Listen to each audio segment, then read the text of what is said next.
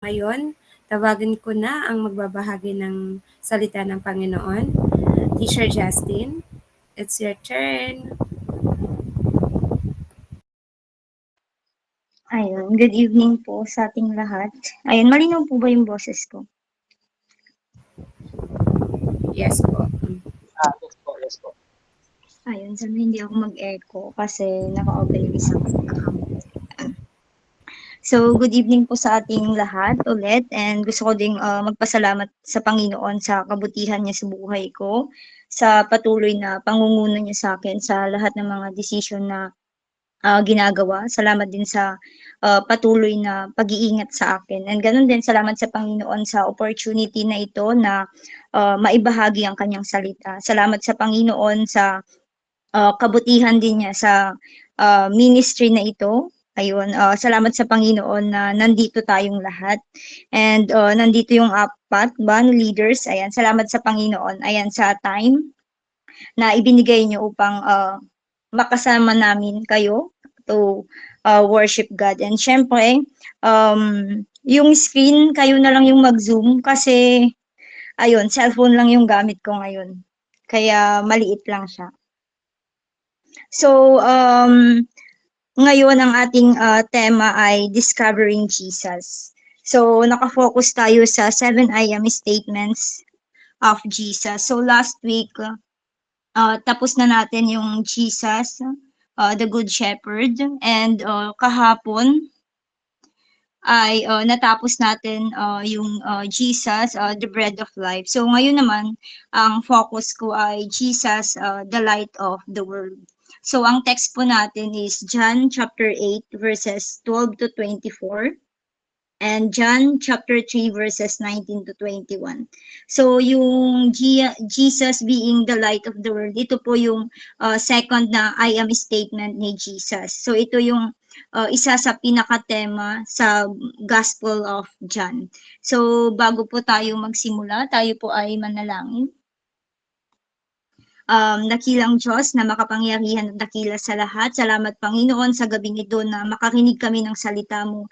Pagpalain mo po ang gawain na ito, nawa maging maayos ang internet connection ng bawat isa, na malinaw naming maintindihan ang salita mo. Tulungan niyo po kami na maisabuhay namin anuman yung mensahe mo ngayong gabi na ito. And tulungan mo po ako, wala po akong kayang gawin kung wala ka sa aking buhay, at samahan mo ako as I share your word ngayong gabi na ito, at ipinagkakatiwala ko po ang lahat-lahat sa inyo. Sa pangalan ni Jesus, Amen and Amen.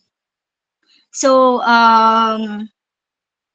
ngayon, titignan natin yung pagkakaiba ng darkness and light. So, uunahin natin ang darkness. So, ang rason kung bakit kailangan natin si Jesus as light is because yung mundo natin, it is in darkness. Tama po ba? So, many people are in darkness in every aspect of their being. So, saan nga ba tayo nasa dilim? So, babasahin natin, ayan, Jesus, the light of the world. So, una, they have darkened minds. So, babasahin natin ang Romans 1 verses 21 to 25. So, bakit nga ba sinabi dito na nasa madilim ang kanilang isipan? So, unahin natin sa 21. Sabi dito, kahit nakilala nila ang Diyos, sila'y hindi nila pinakarangalan bilang Diyos ni pinasasalamatan man. Sa halip, naghaka-haka sila ng mga bagay na walang kabuluhan, kaya't nagdilim ang hangal nilang pag-iisip. So dito napakalinaw na kahit yung mga tao is alam nila na may Diyos, pero hindi nila alam kung sino yung totoong Diyos. Kaya hindi nila pinapasalamatan or pinaparangalan ng Diyos. So yun yung una, kung bakit madilim ang kanilang isipan. Pangalawa, sa verse 22, sila ay nagmamahunong ngunit lumilitaw na sila ay mga hangal.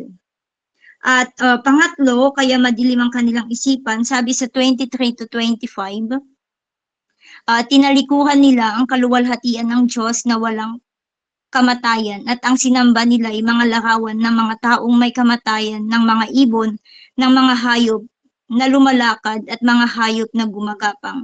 Kaya't hinayaan na sila ng Diyos sa kanilang mahuhuming pagnanasa hanggang sa hindi na nila mapigil ang paggawa ng kahalayan sa isa't isa. Tinalikuhan nila ang katotohanan tungkol sa Diyos at pinalitan ng kasinungalingan. Sinamba nila at pinaglingkuhan ang mga nilikha sa halip na ang lumikha na siyang dapat papurihan magpakailanman. Amen. So dito malinaw na sinabi na mas pinapapurihan nila yung mga idols nila, yung mga images kaysa ang Panginoon, yung totoong Diyos. Kaya ang kanilang isipan ay madilim. Pangalawa, hindi lang madilim yung kanilang mind, kundi even yung puso nila. So dito malinaw din natin na mababasa. Bakit nga ba sinabi dito? So sa verse 24, kaya't hinayaan na sila ng Diyos sa kanilang mahuming pagnanasa hanggang sa hindi na nila mapigil ang paggawa ng kahalayan sa isa't isa. Sa 25, tinalikuhan nila ang katotohanan tungkol sa Diyos at pinalitan ng kasinungalingan. Sinamba nila at pinaglingkuhan ang mga nilikha sa halip na ang lumikha na siyang dapat papurihan magpakailanman. So malinaw din dito na dahil sa mahumi nilang pagnanasa, yun yung nag-lead sa kanila into sexual impurity and homosexuality. Gaya ng mababasa natin sa 26 and 27. Dahil dito ay hinayaan sila ng Diyos sa mahahalay na pagnanasa. Ayaw nang makipagtalik ng babae sa lalaki ayon sa likas na kapahaanan at sa halip ay sa kapwa babae sila nakikipag-ugnayan. Ganoon din ang mga lalaki, ayaw na nilang makipagtalik sa mga babae ayon sa likas na kapahaanan at sa kanilang kapwa lalaki sila nahuhumaling. Ginagawa nila ang mga kasuklam-suklam na mga bagay, kaya't sila ay papakusahan ng nakakapat sa kanilang masasamang gawa. So dahil ayaw nilang kilalanin ng Diyos, hinayaan sila ng Diyos sa masasamang isip at sa mga gawaing kasuklam-suklam. So kaya sinabi dito na madilim ang kanilang puso dahil sa marumi nilang pagnanasa, yun yung naglilid na sa kanila na gumawa ng mga bagay na to. So pangalawa, na dahilan kung bakit madilim ang kanilang puso ay mababasa natin sa verses 29 to 31. Sabi dito, naging alipin na sila ng lahat ng uri ng kasamaan, kabuktuhan, kasakiman, maruruming pag-iisip, pagkainggit, pagpaslang, pagtatalo, pandaraya, at masasamang hangarin. Sila'y naging mahilig sa chismis, mapanirang puri, nasusuklam sa Diyos, walang pakundaman, mapagmataas, mayayabang, mapagkatha ng kasamaan at suwail sa magulang. Sila'y naging mga hangal, mga taksil, mga walang puso at di marunong lumingap sa kapwa. Nalalaman nila ang utos ng Diyos na karapat-dapat sa parusang kamatayan ang mga gumagawa nito. Gayunman, hindi lamang patuloy sila sa paggawa nito, kundi sumasang-ayon pa sila sa mga gumagawa rin ng mga ito. So dito, makikita natin kung bakit madilim ang kanilang mga puso. So hindi lang madilim yung kanilang isipan, hindi lang din yung puso. Pangatlo ay madilim din ang kanilang konsensya. So dito nabasa din natin na sa verse 32 na hindi lang sila gumagawa ng mga evil things na to, yung mga binasa natin kanina na sinasabi dito, kundi sumasang-ayon din sila sa mga gumagawa nito. Ayan. So next, hindi lang yung puso, hindi lang yung puso, hindi lang yung isipan nila, hindi lang yung konsensya yung madilim, kundi yung kalooban nila. Gaya ng sabi sa verse nito sa John 3 verses 19 to 21. Sabi dito, ganito ang paghatol ng Diyos, naparito sa sanlibutan ang ilaw, ngunit inibig pa ng mga tao ang dilim kaysa liwanag, sapagkat masasama ang kanilang mga gawa. Kinasusuklaman ng mga gumagawa ng masama ang ilaw ni hindi lumalapit dito upang hindi mahayag ang kanilang mga gawa. Ngunit ang namumuhay ayon sa katotohanan ay lumalapit sa ilaw upang maihayag na ang mga ginagawa niya ay pagsunod sa Diyos. So dito, um, ang mga tao ay mas mahal nila ang darkness kaysa ang liwanag dahil sa mga masama nilang ginagawa. So dito sa kalooban, um, yung isang tao, it makes a conscious choice. So dito, mas pinili nila na manatili sa kadiliman kaysa pumunta sa liwanag. So next, hindi lang yung kalooban nila yung madilim, kundi ang kanilang espiritu. So sa John 8, verses 12 to 24. So, tingnan natin yung pagkakasunod-sunod. Dahil sa madilim, yung mind nila, yung kaisipan, ganun din yung puso nila, ganun din yung konsensya nila at yung kalooban. Kaya yung espiritu, syempre, naapektuhan na po doon. So, basahin natin dito. Muling sinabi ni Jesus sa kanila, ako'y aalis at hahanapin ninyo ako, ngunit hindi kayo makakapunta sa pupuntahan ko. Mamamatay kayo sa inyong mga kasalanan. Nag-uusap-usap ang mga Hudyo. Magpapakamatay kaya siya, kaya niya sinabing hindi kayo makakapunta sa pupuntahan ko. Kaya't sinabi ni Jesus, kayo'y mula dito sa ibaba, ako'y mula sa itaas. Kayo'y taga-sanlibutang ito, ngunit ako'y hindi. Sinabi ko sa inyong mamamatay kayo sa inyong mga kasalanan kung hindi kayo maniniwalang ako'y ako nga. Mamamatay kayo sa inyong mga kasalanan. So dito, dahil madilim ang kanilang isipan, ang kanilang puso, ang kanilang konsensya, ang kanilang kalooban, ang kanilang espiritu. So they are separated from God. So yun, yung being separated from God, so yun yung tinatawag natin na spiritual death. So kapag hindi sila lumapit sa Panginoong Jesus, gaya ng sabi sa verse 24, sila ay mamamatay sa kanilang mga kasalanan. So yun yung darkness. So another way to look at light and darkness is this. So light is that which reveals, darkness that which hides. So ano ba ang ibig sabihin nito? So dahil sa kasalanan ng isang tao, kaya siya nagtatago sa Panginoon. At dahil nagtatago siya sa Panginoon, lumalakad siya sa kadiliman. Okay, so dahil din sa kasalanan, ayan, ng isang tao, syempre yung fellowship niya sa Panginoon ay naputol. Tama po ba? Kaya dahil nahiwalay siya sa Panginoon, even yung fellowship niya sa mga tao ay naapektuhan din. Kaya siya nagtatago din, tinatago niya yung totoong siya. So isang halimbawa nito is kapag may ginagawa tayo or may sinabi tayo or kahit wala tayong ginagawa na tinatago natin yung mga sinasabi natin, tinatago natin yung kung sino tayo or tinatago natin yung mga ginawa natin. That is darkness. So sin, yung kasalanan, it always involves us in being unreal. Yung nagpe-pretend na tayo, yung nagbabalat kayo, ayan, or nag-showing duplicity tayo o di kaya yung ine-excuse natin yung sarili natin or nagbi-blame na tayo ng others, ng ibang tao. So, pwedeng ginagawa natin to by silence kahit nananahimik lang tayo or sa pamamagitan ng pagsasalita or sa mga ginagawa natin. Ayun. So, yun yung darkness. So, ngayon naman, pupunta tayo sa light. So, ano ba yung meron sa light? So, para ma-appreciate natin kung ano ang ibig sabihin ng light, imagine natin na ipinanganak tayo na bulag. Ayan. So, take some time to imagine. Ano kaya yung feeling kapag nabuhay ka sa mundo na isa kang bulag, na wala kang nakikita?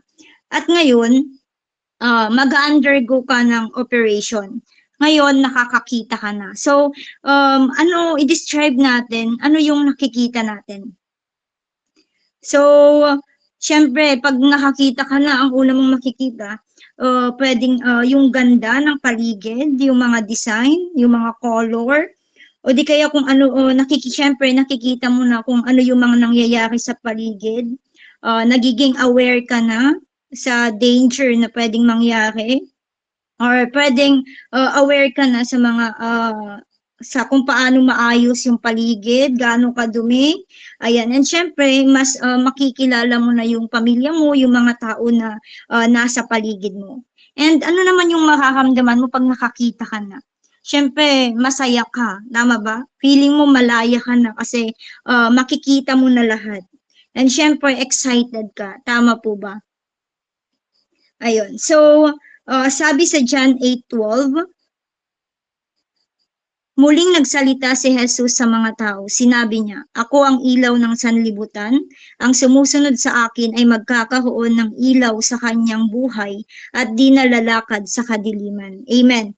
So, Jesus is the light of the world. So, noong tinanggap natin si Jesus sa buhay natin bilang Panginoon at tagapagligtas, yung spiritual eyes natin ay na-open na. Tama po ba? So, praying na lahat po tayo dito is tinanggap na si Jesus sa ating buhay. Amen. And yung spiritual eyes natin ay na-open na. So ngayon, i-describe naman natin kung ano yung nakikita natin with Jesus eyes. Ano yung mga nakikita natin? Siyempre, nakita natin yung katotohanan. Tama po ba? Nakita natin at nagkaroon ng direksyon yung buhay natin. Nagkaroon ng kabuluhan or kahulugan. Ayan, kung dati yung buhay natin is walang direksyon, hindi natin alam kung saan patungo. Pero alam ko nung nakilala natin ang Panginoon, nagkaroon ng direksyon, nagkaroon ng purpose yung buhay natin. Tama po ba? So, hindi lang doon. Sabi din sa Philippians 4:8,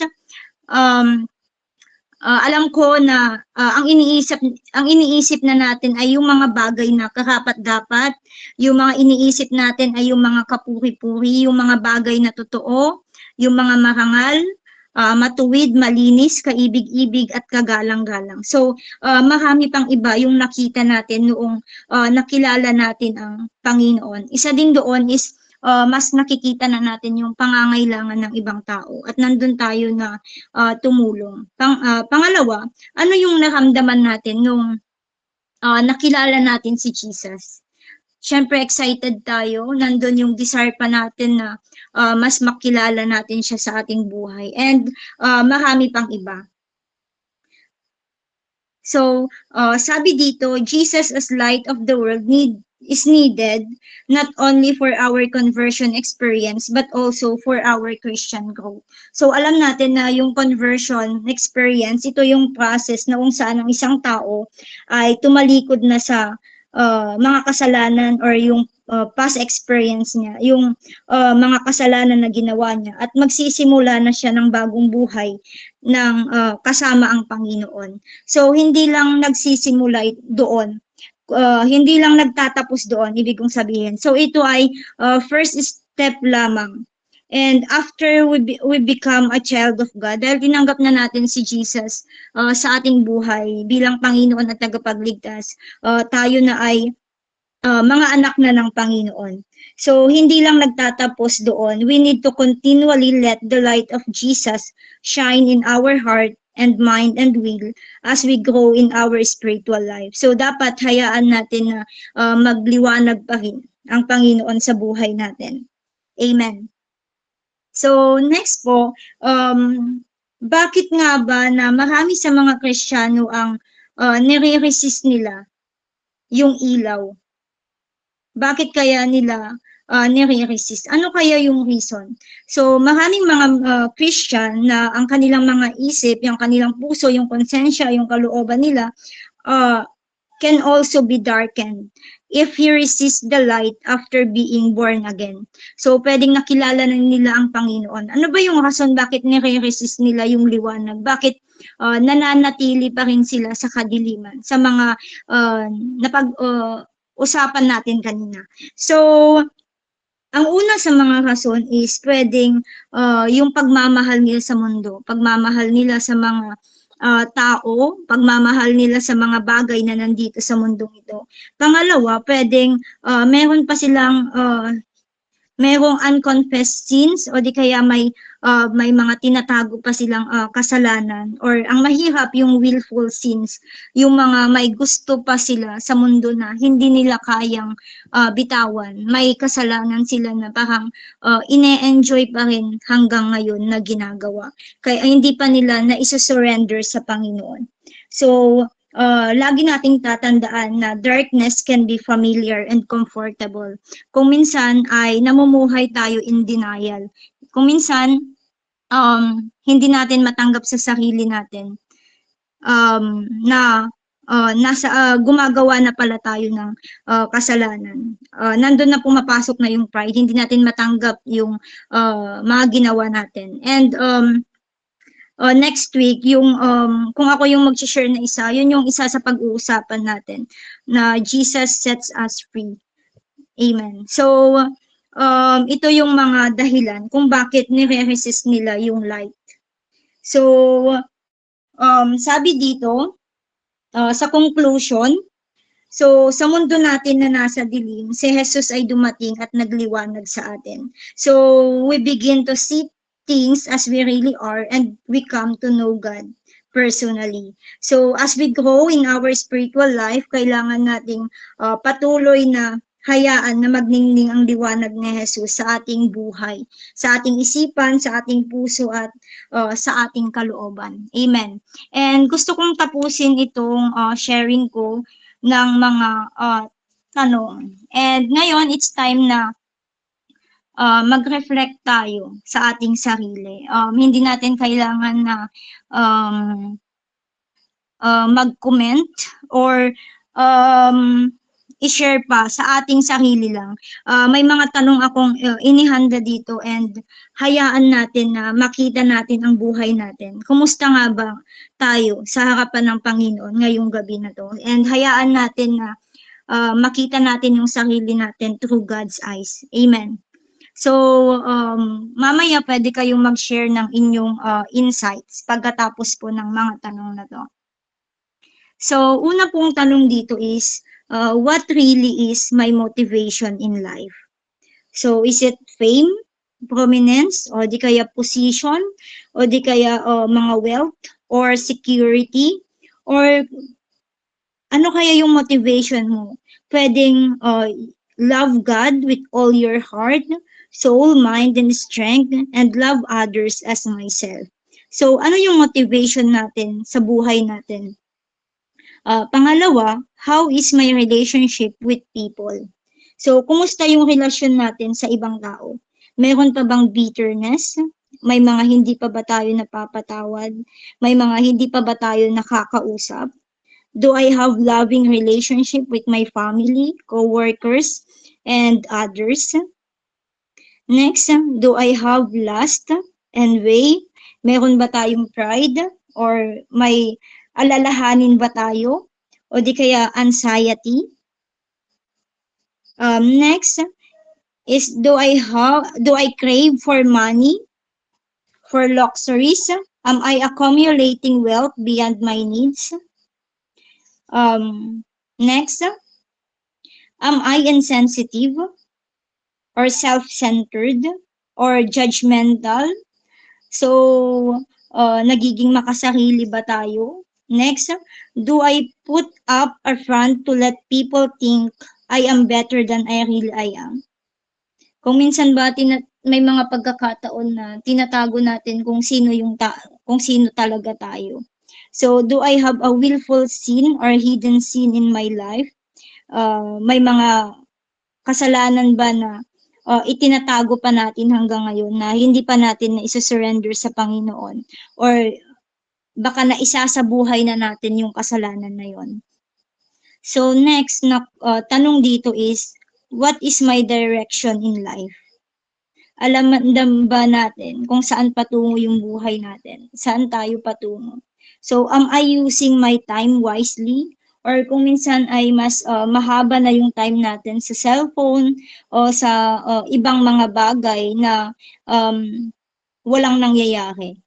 Ayan. So, next, is my character being transformed more and more to be like Jesus? And do I have the fruit of the Holy Spirit in my life?